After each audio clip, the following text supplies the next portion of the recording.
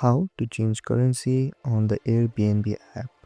So first, open the Airbnb app if you haven't already. Then your home screen should look something like this. There are 5 options on the bottom of your screen.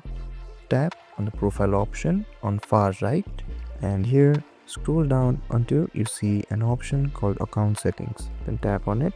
From here you'll see an option called payment right below the notification option. So tap on it, and here on the top right corner of your screen you'll see the default currency, which is USD.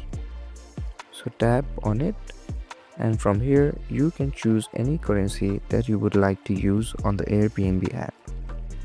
So it is that easy. Thank you so much for watching. If this video helped you, don't forget to like, share and subscribe, and hit that notification bell so you don't miss any of our videos. Thank you so much, and I'll see you guys next time.